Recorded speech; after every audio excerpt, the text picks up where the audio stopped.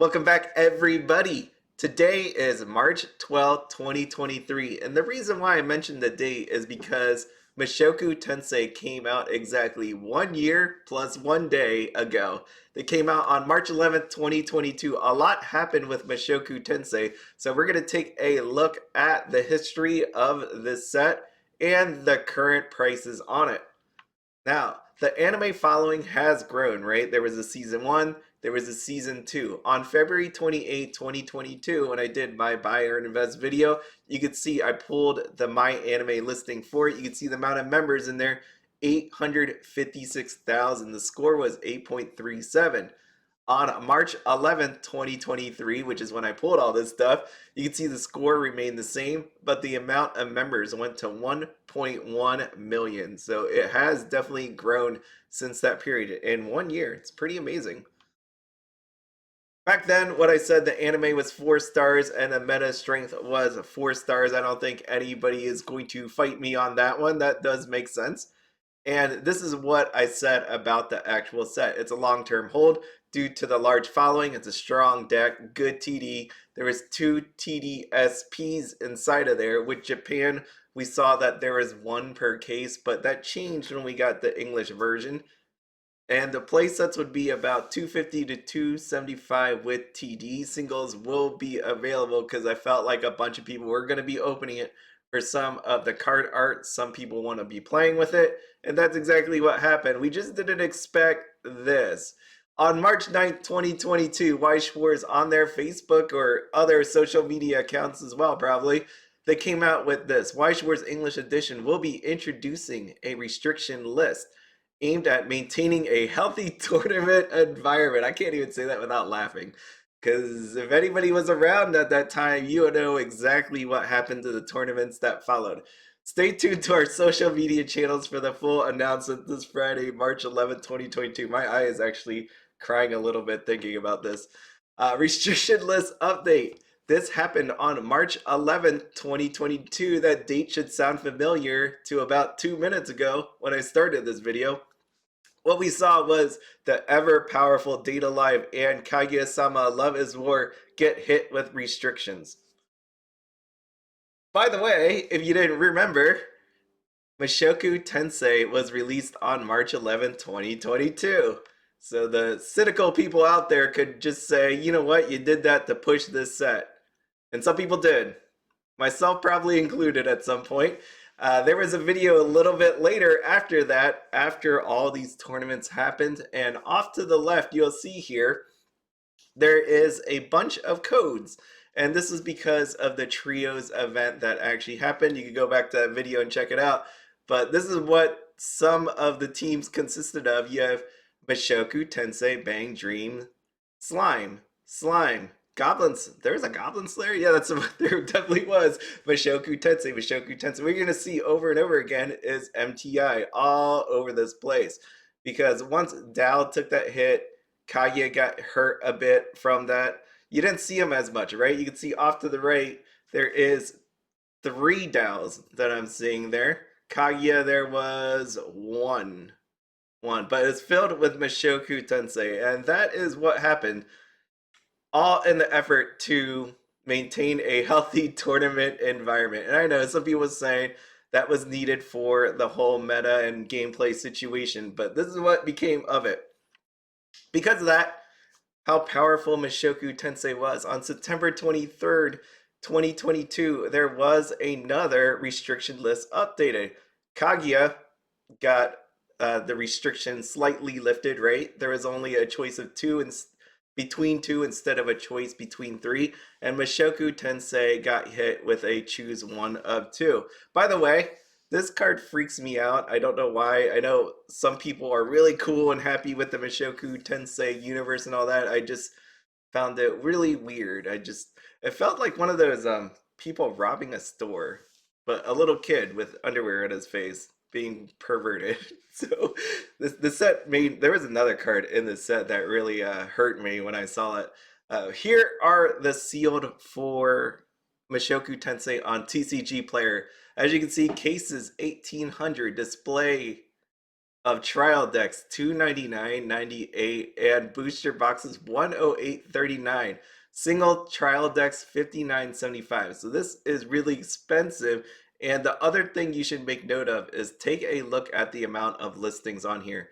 There are single digits of trial decks, single digits of displays of trial decks. You have 10 booster box listings and then 2 listings of booster box cases. So there's not a whole lot of them, right? And this is what I always talk about meta-wise.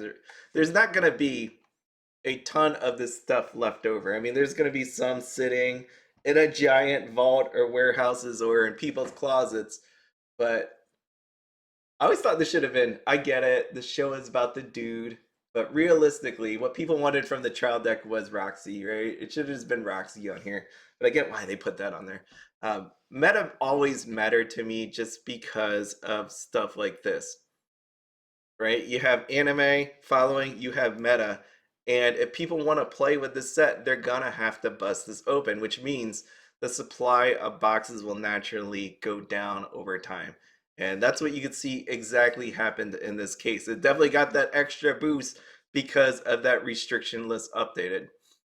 And we have here the booster box. If you're wondering if people actually still buy this stuff, here's the listing out on TCG Player. March 6th, there was a sale. March 4th, there was a sale.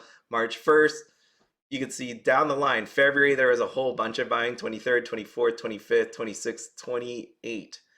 And that should just pretty much tell you there's a reason why someone's buying this, whether they're looking to collect it or looking to open.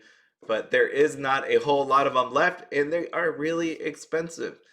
Here with the trial deck, not as much sales. This reminds me of my Pokemon talk, where I said booster boxes, then ETBs. Same idea here with this one. It's booster box, and then you have trial deck in terms of the whole liquidity of sales. So trial decks are fairly expensive. What you're looking for inside of there, if you're trying to, I guess, do the whole gotcha thing, is that Roxy TDSP. And so that's why these are really expensive and just the lack of supply in general. Okay, so as mentioned before, TDSP, Japan was 1 SP per case. You can see them right here. It always amazes me looking at this now. Should this have been an SSP with the way it looks? Like the Roxy looks really nice. The Rudeus, though, he looks like an SP, like a normal SP card. They're both SPs, but there's a clear difference in the actual art on the card. And I'm looking at this and I'm like, no, I didn't mess up picking the card. This is just how they were. And as you would have thought, the Rudeus is not as expensive on TCG Player, $100.96. The Roxy $16.50, and what you'll see off to the left is the UUT prices from that video I did in 2022. So it was actually really nice. Sometimes I think about, I put a lot of effort in making these videos. Maybe I'll do, just look at the actual web page, or I'll do the PowerPoints. But sometimes I thank God I do the PowerPoints, because I could do things like this, where historically I have this actually mapped out. So you can see how the prices landed. Rudeus obviously roughly around what UUT, the Japanese version, actually is, and Roxy being sold out on UUT, you can't really say for sure what the price lands on. You'd have to go check out other websites and all, but I say that's pretty fair pricing since that's actually sold out.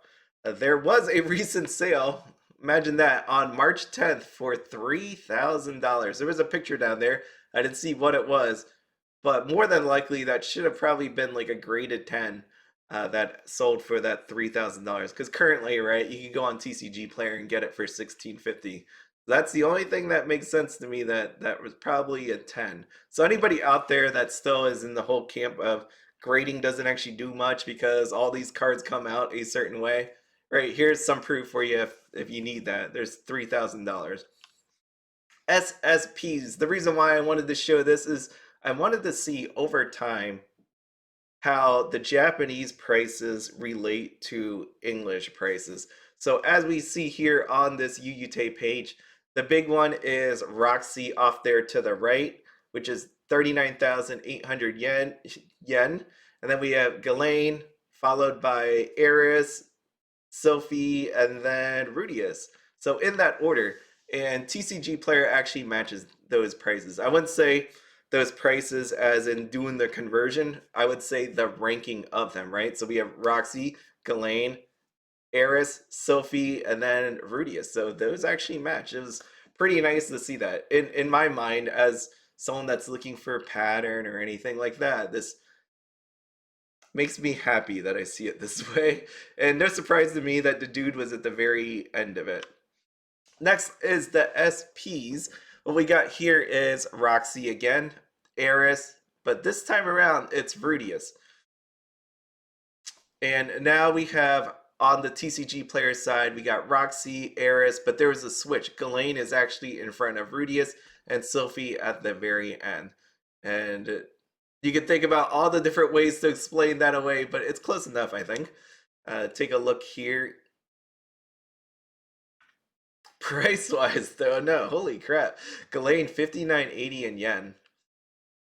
It's close on the TCG player side, but not so much on the Yuyute side. So a lot of people appreciated the art. I remember thinking about this when this set came out, when people were showing all the different SPs or what they picked up. I think people picked up the Ghislaine just because they liked her. They liked the art and they liked the lack of clothing.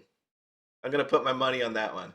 For Mushoku Tensei, this is the introduction, I believe, of the Tournament Assist PR pack. So this is very interesting that, again, if you go to a local store, they hold tournaments, they're eligible to get these tournament store PR packs. There was a whole lot of mystery surrounding it, like who should get it, who should not.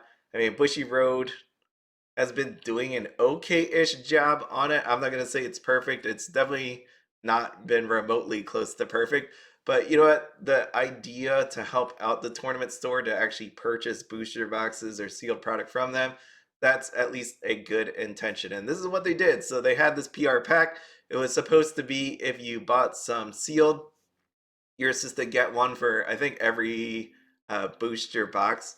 It wasn't totally laid out, I think, at that point, because you can see I wrote up here, please check with your local tournament store to find out how you can get your hands on these exclusive cards. I put off to the right that Rudeus promo that was really expensive because it was usable in the actual deck. It was 24.80 yen. Jeez, that's expensive. These are the foil versions, of course, inside of those PR packs. So here you go. There was a lot of them. You can see Roxy is your biggest one at 119. Rudeus, still usable, 95 cents. People wanted that Roxy. People wanted that Roxy. Yeah, I'm surprised Eris isn't actually higher than that. That's an Eris pose right there. Her facial features reminds me of that's how she actually is. And then you also have Ghislaine down there at 98 cents, which is actually higher. I feel like the art has something to do with that. Yep. This SR also bothered me as well. I had to put it here because I know people used it. It was really expensive. You can see out on TCG Player, $43.99. This coupled with that Rudeus with the underwear on his face just freaked me out. I don't know why. Just I didn't feel comfortable, but there it is. That's the card that people wanted, and they got it right there. $43.99. The other SRs I'm not the biggest Mushoku Tensei fan. I watched it, I enjoyed it, but there's some things about that show just bothered me. So SR here, we got Ghislaine 1590. We have Eyes on the Forehead, Ruijerd. I don't know how to say his name, I forget. $14, Sophie $12, and Ghislaine again at $10. There were some that were like 5, 6, 7, which is pretty nice again with an SR, since for the most part you should be getting one in a box, maybe not all the time.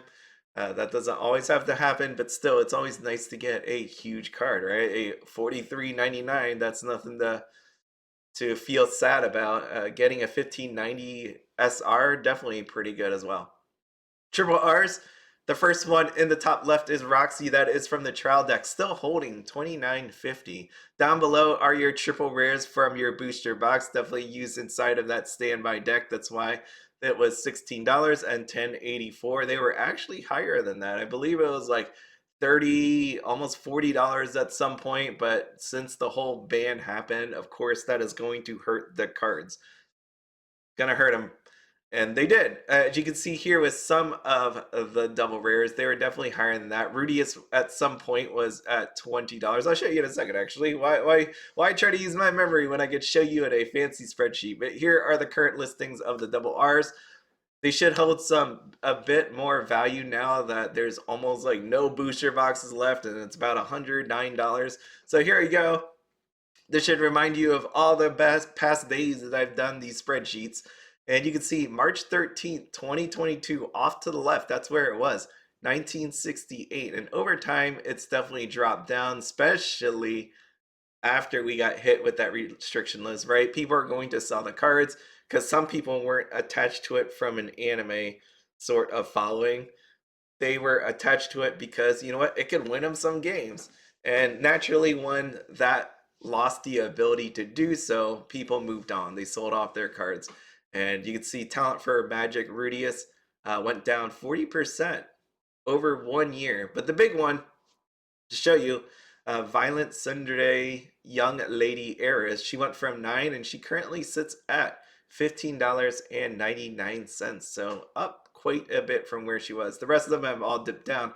But overall, if you take a look at the bottom, the double rare playset, $200, which is pretty good. It held on to its value. Like if you couple that with adding a playset of trial decks in there, maybe if you want to pick up some PRs, you are looking upwards of near, let's say, like $300 now because of the limited supply. I didn't price out all the trial deck cards, but they weren't all that expensive. I remember the Roxy is the one you want, and I believe she was sitting at $3. Oh, this is the final conclusion here with this. The reason why I wanted to do this is take a look at what a year actually does to a set. And in this case, this is a set that was pretty strong. So meta matters when it comes to long-term investings. As I said earlier, when it comes to singles and sealed, you could say that with the SPs, the fancy foils, let's say, and the base rarity. Meta really matters because some people are going to get these cards and hold on to it forever. Not everybody's going to sell it. And again, if it's something that's playable, something that has an anime following, there's going to be people that want to open it. This happens in every game from Pokemon to Magic the Gathering to Weiss Schwarz. So taking a look at the meta and adding that into, let's say, your investment thesis is very important. People never, there's some people out there that always question me on should you look at meta when it comes to investing, and of course the answer is yes, because the more and more of this stuff gets open, the less of this stuff actually exists, right? Think about this trial deck right here, trial deck display. How many of these really exist anymore? How many booster box cases exist anymore? Or even that, just booster boxes. I don't think there is all that many outside of a few people that have them sitting in a dark hole somewhere. Next, I would say pay attention to JP pricing. As you have seen in this video, you can see trending wise, they're roughly about the same. You do have to make some, I guess, changes based on English side, right? There's a lot of people collecting because the art looks very interesting. Maybe some people aren't fully dressed. So that's something to take a look at. And then also look out for the TDSP art, because some of this snuck up on people. Like that Roxy TDSP, that definitely snuck on people, and they didn't realize what was inside of the trial deck. So always make sure to take a look at that, because a lot of people are going to buy booster boxes. There's definitely people that have skipped out on trial decks. So if you think back to, I would say, bigger people that have this stuff, some of them aren't buying trial decks. Like they're not putting trial decks into that giant dark hole. They're putting booster boxes in there, but not trial decks. And there are people that aren't going to notice it. I remember this with Miss Kobayashi's Dragon Maid. I myself did not realize what was in that trial deck until just right before I did a video on that. And then I was like, oh crap, I gotta buy some. And I did. But you need to look out for all of this different previews that come up. And if you miss the previews, then at least take a look at it when you're deciding to buy into the English, if they release it in the English, okay? So outside of that, hopefully this helps. Let me know if you have any questions or comments. As always, you can email me. find me on Twitter or on my anime list as well. And if you're ever looking for anything on TCG Player, do use my link. All that stuff is in the description as I use that money for monthly/quarterly giveaways. As always, have fun, be happy, and don't spend anything outside your budget. Have a good one.